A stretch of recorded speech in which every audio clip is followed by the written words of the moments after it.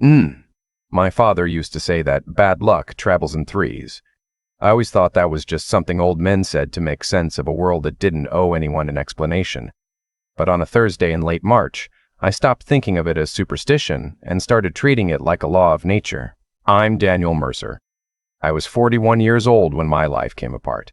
And I'm telling you this not because I want sympathy, but because I think a lot of men out there have stood in the same doorway I stood in that afternoon and didn't know what to do next. I'm here to tell you what I did. You can decide for yourself if I handled it right. I had spent 15 years as a structural engineer with a mid-sized firm out of Columbus, Ohio. Not glamorous work, but honest work. I calculated load tolerances, reviewed blueprints, drove out to job sites in my old Ford and walked concrete floors that hadn't been poured yet. I was good at it. I was the kind of engineer clients asked for by name, not because I was charming, but because when I said a beam would hold, it held. My wife's name was Sandra. We met at a friend's wedding when I was 26 and she was 24. She had dark hair and a laugh that made strangers turn around. We dated for 2 years, married in the backyard of her parents' house in Dayton, and moved into a small house in a quiet suburb of Columbus with a cracked driveway and a maple tree out front that dropped leaves every October like it was doing us a favor. We didn't have children yet, though we had talked about it on and off for years. Sandra always said she wasn't ready. I always said whenever you are. My brother-in-law, Sandra's younger brother, was named Curtis. He was 34, worked in sales, drove a newer truck than mine, and had a habit of showing up at our house unannounced on weekends. I never had a problem with that. He was family. Sandra and Curtis were close in the way some siblings are, the kind of closeness that made me feel like a guest in my own home sometimes. But I never said anything about that either. I figured it was just how their family was. The first bad thing happened on a Tuesday. My firm lost a major contract with a commercial developer out of Cincinnati, a project we had been counting on to carry us through the next 18 months. My boss, a man named Gareth Holloway who wore the same gray blazer every single day, called me into his office and explained that they were restructuring the engineering team. He said it with the tone of someone reading from a card. He told me that because I had been with the company longer than most of the junior staff, my salary was one of the higher line items, and in the interest of the firm's financial health, they were letting me go. He actually used the phrase "in the interest of the firm's financial health" while I sat across from him in a chair that wobbled slightly. I didn't argue. I had been with that company for 11 years. I had turned down 2 other offers in that time because I liked the work and I liked the people. I cleaned out my desk without making a scene, shook hands with Gareth, and walked to my truck in the parking garage. I sat there for about 10 minutes without starting the engine. Then I drove to a hardware store, bought a box of wood screws I didn't need, and drove home. I remember thinking on the way home that this was actually manageable. Sandra and I had savings, not a fortune, but enough. I had always been careful with money. We had no credit card debt, a mortgage we could handle on one income for at least a year, and I had a handful of contacts in the industry who respected my work. I told myself this was temporary. A setback, not a disaster. I got home around 2 in the afternoon. Sandra's car was in the driveway, so was Curtis's truck. I noticed it but didn't think anything of it. He dropped by all the time. I grabbed the box of screws from the passenger seat, went in through the side door into the kitchen, set the screws on the counter, and called out that I was home. Nobody answered. The house was quiet in a way that felt different from just empty. I walked to the kitchen into the living room. Nobody there. I checked the back patio through the sliding glass door. Nobody.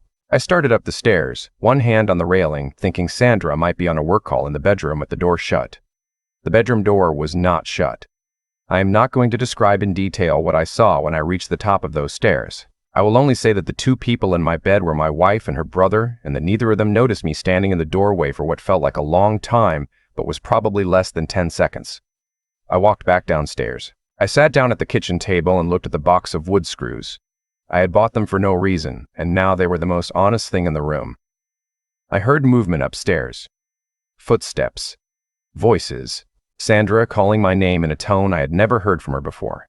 Not guilty, not frightened, just unsure. I stood up, picked up my keys, my wallet, and my phone, and walked out the front door. I got in my truck. I backed out of the driveway without looking back at the house. I turned left at the end of the street because turning right would have taken me back toward the highway, and I didn't want a highway. I wanted a road that went somewhere and didn't care how long it took me to get there. That was bad thing number 2. I drove west. I don't know why west. Maybe because the sun was behind me and I didn't want to drive into it. I stopped for gas outside of Indianapolis and paid cash, which I rarely carried but happened to have from a job site visit the week before. I bought a coffee and a sandwich I didn't eat and got back in the truck. My phone was buzzing. Sandra, then Curtis, then Sandra again. I turned it off and put it in the glove compartment. I drove until the sky went dark and then kept driving. Somewhere in Illinois, I stopped at a rest area and slept for a couple of hours in the front seat, which at my age is exactly as comfortable as it sounds. I woke up stiff and cold and drove on. I crossed into Iowa in the early morning. The cornfields were brown and flat and went on forever in both directions, which somehow made me feel better. There was something honest about that kind of landscape. It didn't pretend to be more than it was. I was outside of Des Moines when the third bad thing happened. A grinding sound started somewhere under the hood, then a knock, and the temperature gauge climbed into the red. I got off at the next exit, coasted to a gas station on the edge of a small town called Granger, and that was as far as I went. The mechanic at the illness shop in town, a man named Pete who had the build of someone who had spent 40 years doing physical work and was proud of it, told me the water pump had gone and taken the timing belt with it. He said it straight, no softening. He gave me a number and said he could have it done in 3 days if the parts came in. 3 days in a town I had never heard of, with no clean clothes, no plan, and enough cash in my wallet to last about a week if I was careful. I walked to the only diner on the main street, ordered coffee and eggs, and sat at the counter thinking about what my father had said about bad luck traveling in threes. 3 days. The waitress at the diner was a woman in her 50s named Loretta who refilled my coffee without asking and didn't try to make conversation, which I appreciated. But when she came around the third time, she looked at me the way perceptive people look at someone who is clearly not okay, trying very hard to look like they are. She said, "You passing through or stuck?" I told her my truck was at Pete's. She nodded and didn't push it. An hour later, she slid a card across the counter for a guest house 2 blocks away run by a widow named June, who rented out 2 rooms and charged fair rates. I thanked her and meant it. I stayed 3 days at June's guest house. I slept better than I had in years, which probably tells you something about the life I had been living before that week. I ate at Loretta's diner both days and let her refill my coffee more times than I could count. On the second day, a man came in and sat a few stools down from me. A farmer in his 60s named Ray Cutler, with a gray mustache and hands that looked like they had been borrowed from someone twice his size. Ray and Loretta knew each other the way people in small towns know each other, which is completely. He was talking about needing extra help on his property because his regular hand had left for a job in Omaha, and planting prep was 3 weeks out. I wasn't thinking about it consciously. I just heard myself ask him what kind of help he was looking for. Ray looked at me the way you look at someone who has just said something unexpected. He asked me if I had any farm experience. I told him honestly that I had none, but that I was a structural engineer with no job, no particular destination, and a strong preference for physical work at the moment. He thought about that for a moment. Then he said that he had fences that needed repairing and drainage work that required someone who could read a slope and figure out where the water was going to go. He offered me room and board and a fair wage. I said yes before he finished the sentence. Pete called that afternoon to say the truck was ready. I paid him in cash, drove the truck to June's, loaded my bag, thanked her, and then drove 2 miles north of town to Ray Cutler's farm. I told Ray my name was Dan. He never asked for a last name. The first week was humbling in the way that all physical work is humbling for someone who has spent years behind a desk. I ached in muscles I forgot I had. I pulled fence posts with a manual driver, cleared drainage ditches, shoveled out the floor of a barn that had been collecting reasons to be shoveled for about 6 months.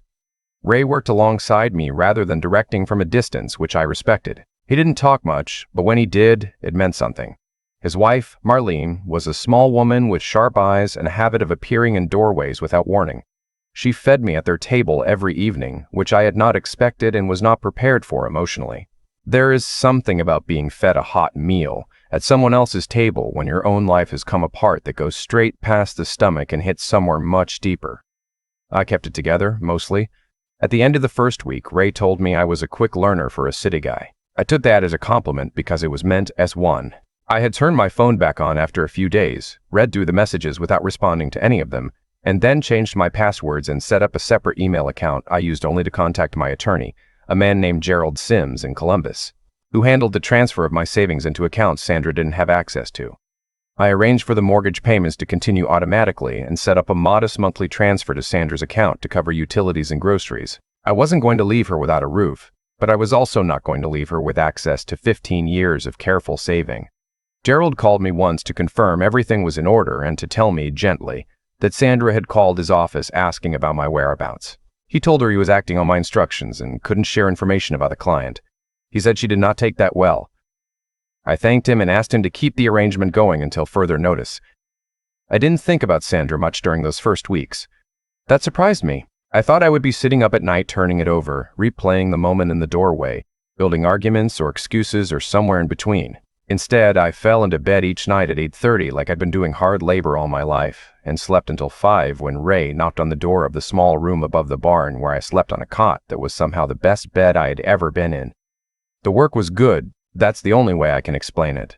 Not exciting, not rewarding in the way I'd been taught to expect work to be rewarding. Just good. The drainage channels I designed for Ray's low fields were working properly by the third week. The fences held. The barn floor was clean. Things I did had results I could see and touch. In engineering, you also have that, but it's buried under layers of permits and meetings and revision cycles. Out here, it was immediate. Spring came in slow and then all at once, the way it does in Iowa. The fields turned and the air changed, and Ray started the planting cycle, which required a different kind of work, and I was there for that too. One evening in early May, Marlene asked me over supper how long I intended to stay. She asked it without judgment, just curiosity. I said I didn't know. She nodded and passed the cornbread. Ray said that as long as I was there, I was useful, and that was good enough for him. I had been off-grid for almost 2 months when a sheriff's deputy showed up at Ray's front gate on a Wednesday afternoon. Ray was out in the north field, and I was repairing a hay elevator in the barn when Marlene came to find me. She said a deputy wanted to speak with whoever had come from Ohio in the Ford pickup. I walked out to the gate and identified myself. The deputy was young, 25 at most, and had the manner of someone doing an uncomfortable job without making it personal. He told me that my wife had filed a missing person report and that a wellness check had been requested. He said he wasn't here to make me go anywhere, just to confirm I was alive and voluntarily absent. I told him I was both. He wrote something in his notebook and asked me to stay in contact with family to prevent further law enforcement involvement. I told him I understood. He left. I went back to the hay elevator. That evening, I sent a message through my new email account to my parents who lived in Akron to let them know I was safe and working and not ready to come home yet. My mother wrote back within the hour. She said she was relieved I was alive, that she had always thought something was off with Sandra, and that my father sent his love and wanted to know if I was eating enough protein. I wrote back that I was, and meant it, because Marlene had been feeding me well since February. The weeks turned into months. Ray's son, a quiet man named Kevin who lived in Ames and came out on weekends, started calling me by a nickname that had come from somewhere I couldn't trace. He started calling me Atlas because he said I looked like I was carrying something heavy and hadn't decided whether to put it down yet. The name stuck around the farm. Ray used it. Marlene used it. Loretta used it at the diner. Atlas. I let it happen. Kelly had become Missouri in the original story I had heard somewhere. Men changed their names when they changed their lives. Atlas wasn't chosen, it was given, and there's something right about that. Midsummer, I learned from Gerald that Sandra had been making inquiries, asking him about my financial arrangements, suggesting to her own attorney that I had hidden assets in offshore accounts. Gerald told me, calmly, that this was going to become a legal matter sooner or later, and that I should think about establishing residency in Iowa, which could affect how the divorce proceedings were handled. I talked to Ray about it. He didn't look surprised. He said, "You knew this was coming." I said yes. He said, "Well, you've been here long enough to file for residency if you want it." And I said I'd look into it. In late July, the daughter of a neighboring farmer came out to borrow Ray's tractor for a day. And that was how I met a woman named Claire Hendricks. She was 38, divorced herself 3 years prior, ran 40 acres of her late father's land, and also worked 3 days a week as a nurse practitioner at the clinic in the next town. She had short red hair and the kind of directness that comes from spending years making quick decisions about people's health. She shook my hand like she meant it and looked me in the eye when she talked, which I had started to notice was not as common as it should be. She stayed for coffee with Marlene, and at some point I ended up at the table too, talking about drainage easements of all things, because her lower field had the same flooding problem Ray's had before I fixed it. I told her what we had done. She asked smart questions. I answered them. When she left, she said it was good to meet me, and she meant that too. Marlene watched her truck pull down the drive and then looked at me with the precise expression of someone not saying anything intentionally. I went back to work. Claire came back the following week to look at the drainage situation on her property. I walked the field with her and marked where the grade needed to be cut. We talked about the land and her father and the clinic and a few other things I can't entirely reconstruct now, but which lasted considerably longer than the drainage conversation required. I mentioned that I used to be a structural engineer. She asked what happened to that. I said it was complicated. She said she'd had complicated too and left it at that. September came. The harvest was in. Ray told me he had never had a better summer in terms of equipment and infrastructure, that 3 things I had fixed or built had paid for themselves already. He offered me a raise I didn't feel right taking but accepted because declining felt worse. It was Marlene who told me on a Tuesday evening in late September that a woman had come to the diner asking about me. Not me by name. Asking about the man from Ohio with the Ford truck who had been working at the Cutler farm. Loretta had said she didn't know who that was, which Marlene confirmed was what they had all agreed to say without ever formally agreeing to it. That's how small towns work. I knew it was Sandra. Or Curtis. Probably both. I didn't leave this time. I was done running. I had put in enough miles the previous spring to last me a while, and I had arrived somewhere worth staying. 2 weeks later, Ray came to find me at the fence line near the east field and said there was a car at the gate.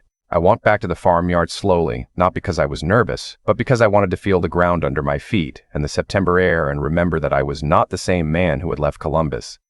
I had lost 20 pounds of the wrong kind of weight and put on a different kind. My hands were different. My voice was different, lower and less inclined toward complete sentences. I hadn't shaved in 4 months. I barely recognized myself in the mirror on the rare occasions I looked at one. Sandra was standing outside a rental car. Curtis was not with her. That was the first thing I noticed. The second thing I noticed was that she looked like she had not been sleeping well for a long time. She looked at me for a moment and then past me, as if expecting someone else. I said, "Sandra." She looked back at me and her expression did something complicated. She said, "I almost didn't recognize you." I said, "I almost don't recognize myself." We sat at the picnic table near Ray's barn because I didn't want to take her inside. Ray stayed visible at a distance, which I appreciated without asking him to do it. Marlene sent out 2 cups of coffee, which I also appreciated. Sandra told me she had been looking for me since March. She told me she was sorry. She said it the way people say it when they have rehearsed it, but are now not sure the rehearsal was enough. I let her finish. I didn't fill in her pauses. When she was done, I told her I knew she was sorry. I told her sorry was not a transaction. I told her that what I had walked in on in March was not a mistake that happened to me. It was a pattern of choices she had made over a period of time that I had not been included in, and that the person she owed the most explanation to was not me but herself. She started to say something about Curtis, something I think was meant to be a reframing of what had happened, something about it being different than it looked. I said, "Sandra, I watched it. Don't reframe it for me." She stopped. I told her I wanted to file for divorce. I told her Gerald would be in touch and that I had made sure she was taken care of financially, that she would receive half of what we had built together, because that was fair, not because I felt guilty. I told her the house was hers as long as she wanted it. I told her I was not going to fight, but I was also not going to come back, and I needed her to understand that those 2 things were both true and not in conflict. She asked me if there was anything she could say that would change that. I thought about it honestly, which I owed her. I said no. I said I'd spent 8 months thinking about it from every angle, and no. She cried then. I didn't do anything to stop her or help her, because I had learned during those 8 months that fixing other people's pain at your own expense is not kindness, it's a habit. I waited. When she was done, she asked me if I was happy here. I said I was getting there. She nodded. She picked up her coffee cup and held it for a moment without drinking from it and then set it back down. She said that I looked healthy and that she could tell I had been working hard. She said it plainly, not bitterly, and I think she meant it as a genuine observation. I thanked her for that. Before she left, she said she didn't understand how I had changed so much in 8 months. I told her that I had not changed. I had just stopped pretending to be something smaller than I was. She drove away and I stood in the farmyard watching the dust settle on the gravel road. Ray walked over and stood next to me without saying anything for a while. Then he said, "You doing all right?" I said yes. And I meant it in a way I hadn't meant it in a long time. The divorce was finalized in January. No contest, no fighting, clean and direct the way I had promised. Gerald handled it professionally, and it cost less in every sense than it could have. Sandra kept the house. I received my half of the liquid assets, which I had already arranged in separate accounts. The judge noted that neither party was requesting alimony and confirmed the settlement was equitable. My parents drove out to Iowa in February to see where I had landed. My father walked the fields with me and didn't say much but kept nodding in a way that told me he was satisfied.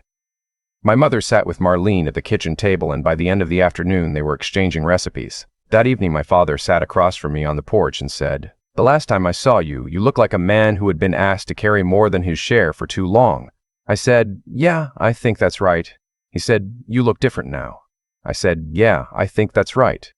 He said, "You look different now." I said, "I am different now." He said, "Good." Gerald called me in March with news I had not expected.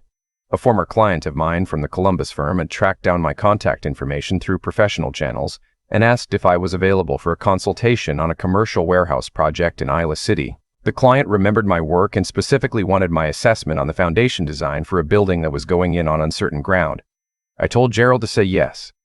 I drove to Iowa City in my truck, which Pete had fixed well enough to be reliable for another 2 years if I was careful. I sat with the project team and walked the site and gave them an assessment that saved them from building on a drainage fault that would have cost them twice as much to fix after the fact. They paid me well. They asked when I would be available again. I said I had a few things to finish on a farm in Granger, but that I would follow up. I told Ray about it that evening. He thought for a moment and then said, "You know what you're doing isn't farming." I said, "No, I know that." He said, "You should figure out what it actually is." I said, "I think I'm a man who fixes things." He said, "Well, there's no shortage of those."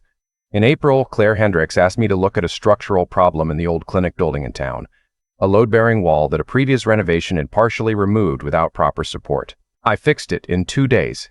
She thanked me by bringing dinner to the barn, which turned into us sitting on the tailgate of my truck, eating and talking until it was too dark to see each other clearly, which neither of us seemed to be in any hurry to resolve. I won't say more than that about Claire, because some things are better held privately at first. But I will say that for the first time and longer than I could track, I found myself thinking about the future in a way that felt open rather than obligatory. By summer, I had 3 consulting clients and had registered as a sole proprietor under the name Mercer Structural Consulting. Ray let me use his barn as a base of operations in exchange for being on call for any farm engineering problems, which was a trade I considered entirely in my favor. I kept working the land part-time because the work was still good and I still needed it. Not for money now, but for the same reason some people run or swim or build things with their hands, because it keeps the rest of you honest. One afternoon in late July, a man came to Ray's gate asking for Atlas.